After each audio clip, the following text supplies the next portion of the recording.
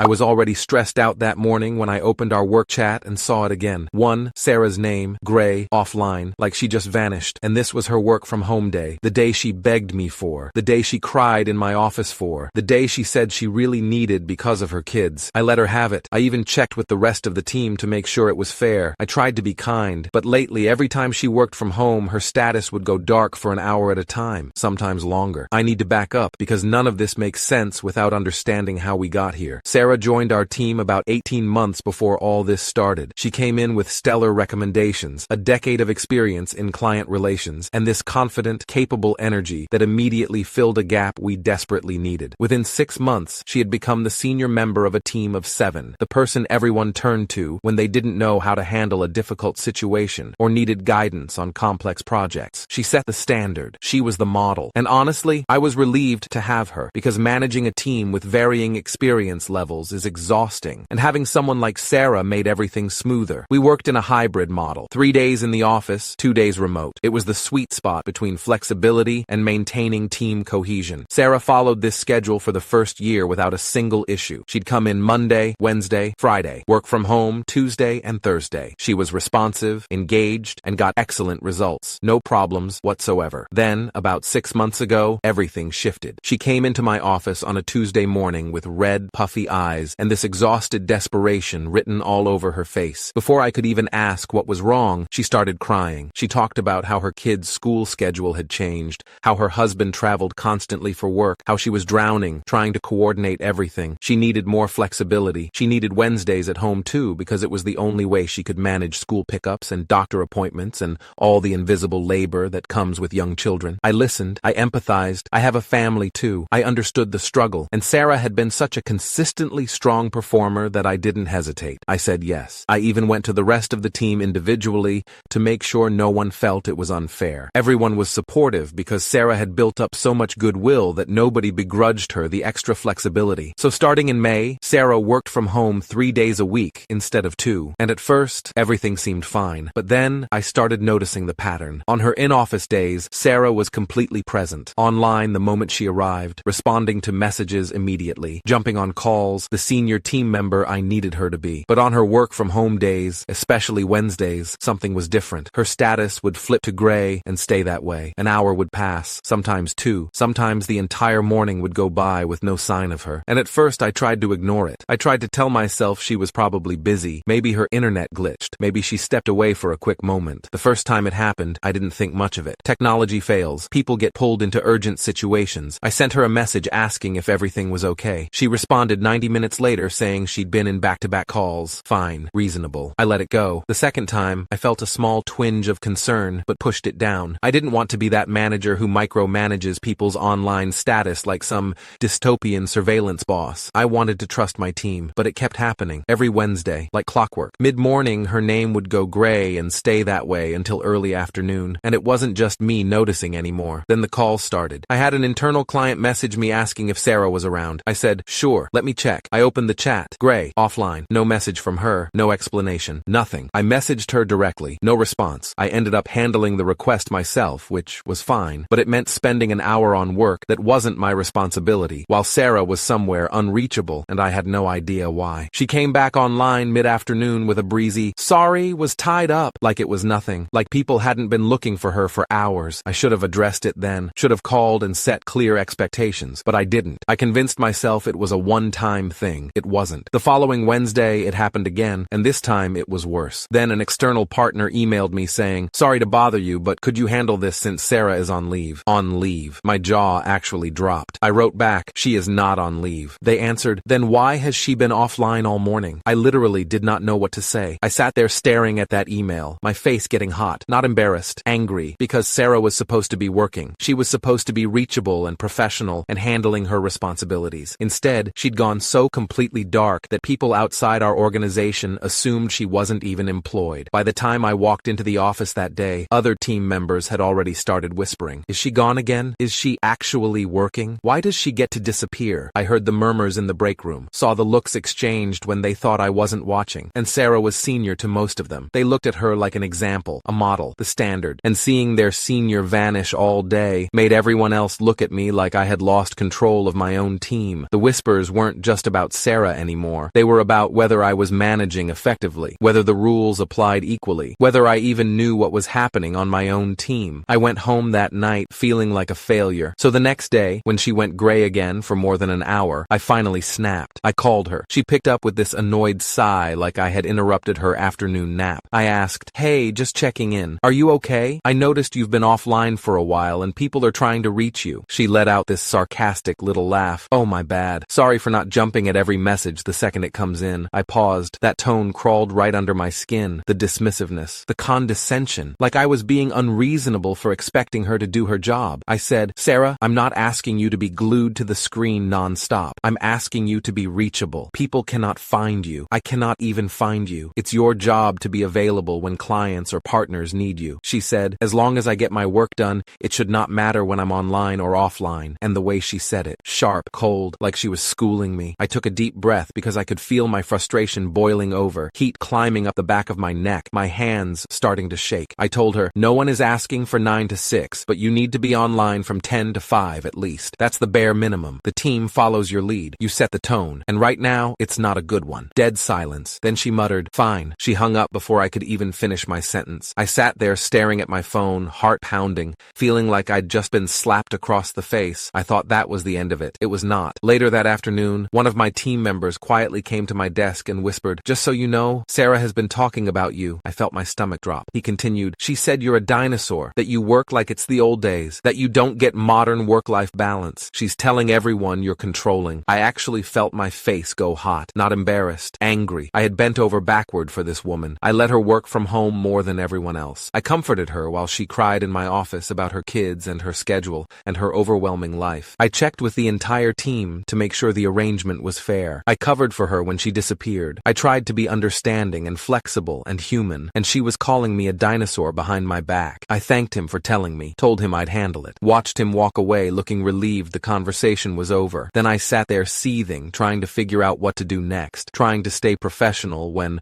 what I really wanted to do was scream. The next morning, I walked into the office and heard laughter coming from the pantry. Sarah's voice, loud, mocking. She said, "I swear if I don't click online every 5 seconds, she acts like I'm committing a crime." Someone chuckled. Someone else said, "Maybe she's scared you're gonna go missing again." More laughter. I stepped in. They froze. Sarah's smile dropped. Her eyes widened like she had been caught stealing. I walked up to her slowly. Everyone was holding their breath. I said, "Sarah." She blinked. I continued, "Since you feel so strongly about how this team should operate, why don't you explain to everyone here why clients had to come to me because they could not find you for an entire morning?" Her face went red, then pale, then red again. She opened her mouth, but nothing came out. I leaned in just a little closer, quiet, sharp. I said, "Or maybe you can explain why an outside partner thought you were on leave because you were offline the entire day. Or maybe you can explain why your coworkers have to answer your messages for you." The room was dead silent. No one moved. No one looked away. Sarah swallowed hard. Her voice cracked. "I was busy." I nodded. "Right, busy." I straightened up, looked at the rest of the team, and said loudly enough for the whole room to hear, "Being busy is fine. Disappearing is not. Starting today, if you're on the clock, you're reachable. Period." I turned back to Sarah. "If you go offline again without explanation, your work-from-home privilege is gone." She stared at me with this stunned, angry look, but she said nothing, and I walked out of the room with every pair of eyes following me, and not one of them was on Sarah anymore. The silence that followed felt like the air had been sucked out of the building. I went back to my desk, sat down, and pretended to work while my hands were still trembling with adrenaline. I'd never confronted anyone like that before, not publicly, not with that level of controlled anger. Part of me felt vindicated. Part of me felt sick. Within the hour, 3 different team members came to my office separately to thank me. Marcus was first. He closed the door behind him and said, "That needed to happen. We've all been frustrated for weeks, but nobody wanted to say anything because she's senior and we didn't want to cause drama." Then Jennifer, one of our mid-level team members, stopped by. "I've been staying online through lunch and cutting my break short to cover for her when she disappears. It's been exhausting. Thank you for finally addressing it." Even David, our quietest team member who barely speaks unless spoken to, sent me a message. "Appreciate you standing up for the team. It was getting really demoralizing." Their gratitude should have made me feel better. Instead,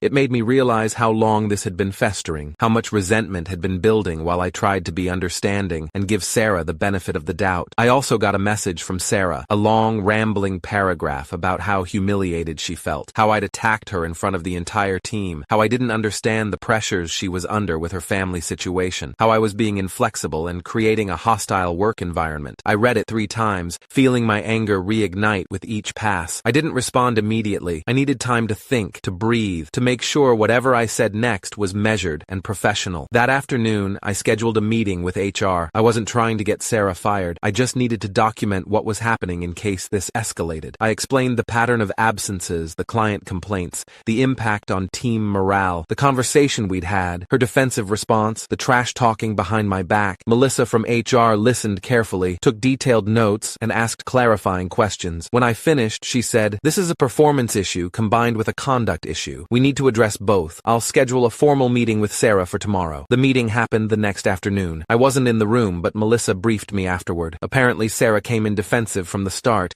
insisting her work quality was excellent and she was meeting all her deadlines. Melissa acknowledged that, but explained the issue wasn't her output, it was her availability and responsiveness, which were explicitly part of her job responsibilities. She reminded Sarah that remote work is a privilege that requires trust and accountability, and that trust had been damaged. They put her on a performance improvement plan, clear metrics around response times, online presence during core hours, and client satisfaction. 30 days to demonstrate consistent improvement. Sarah was furious. She came back the next day radiating cold anger. She stayed online from 9 to 5 without a single gray moment, but it felt performative, hostile, like she was proving a point rather than actually engaging with the work. The team noticed immediately. The atmosphere shifted. People stopped joking around, stopped collaborating as openly. Sarah's resentment hung over everything like a thundercloud. 2 weeks into the performance plan, Marcus pulled me aside again. He looked uncomfortable, more uncomfortable than when he'd told me about the trash talking. "I don't know if I should be telling you this," he said quietly, "but I think you need to know." My stomach tightened. He told me that Sarah had been running a side consulting business. She'd started it a few months ago, and it had grown bigger than she'd anticipated. She'd been using her work from home days, specifically Wednesdays, to take client calls for her consulting work, attend meetings, work on proposals and deliverables for paying clients who weren't us. That's why she kept going offline. That's why she was unreachable. She was literally working a second full-time job during the hours she was supposed to be working for us. I felt like I'd been punched in the gut. "How do you know this?" I asked. Marcus explained that one of his college friends worked at a company Sarah was consulting for. The friend had mentioned seeing some woman named Sarah on regular video calls during business hours, giving strategic advice on their marketing initiatives. Marcus had seen photos from a happy hour Sarah posted on her personal Instagram, where she was wearing a branded t-shirt from that same company. He'd put it together. I went straight to HR. Melissa's face went hard when I told her. "That's a serious violation of her employment contract. We need to investigate immediately." They pulled her laptop logs, checked her calendar, reviewed her email usage patterns. The evidence was damning. Dozens of calendar entries for calls that had nothing to do with our company. Emails sent from her work laptop to consulting clients discussing projects, invoices, deliverables, invoices she'd drafted in Google Docs during work hours, even a proposal document she'd created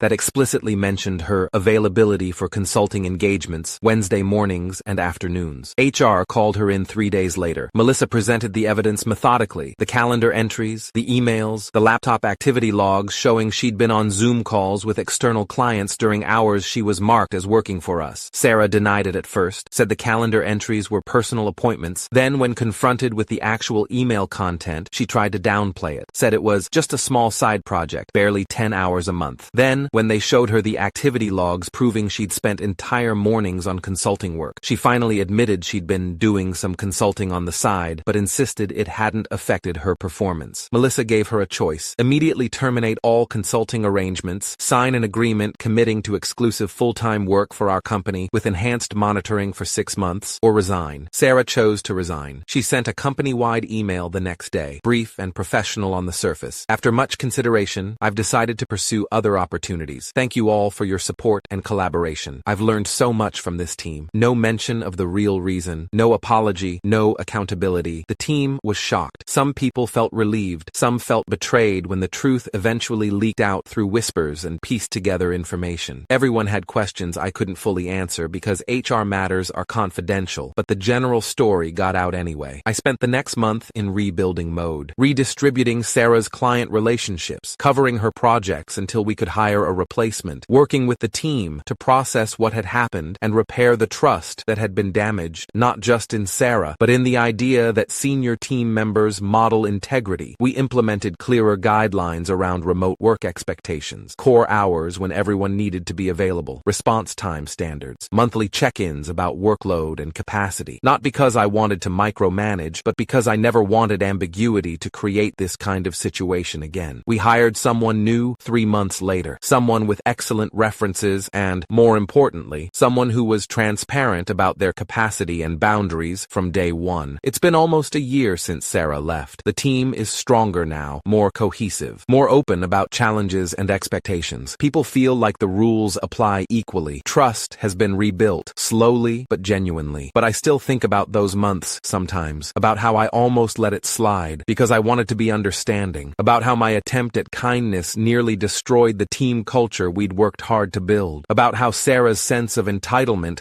allowed her to rationalize stealing company time while playing the victim when she got caught. I learned that flexibility without accountability is just chaos, that being a good manager doesn't mean being everyone's friend or saying yes to every request. It means setting clear expectations and holding people to them consistently, even when it's uncomfortable, especially when it's uncomfortable. I learned that sometimes kindness looks like confrontation, that protecting your team means being willing to be called a dinosaur or controlling or inflexible by the person who's violating the trust everyone else is honoring. And I learned that when someone shows you who they are through their actions, the pattern of disappearing, the mocking, the defensiveness, the dishonesty, you should believe them. If you've read this far, thank you. Writing this out has been more cathartic than I expected. If anything else happens worth updating about, I might come back. But for now, my team is stable, and I'm grateful for that.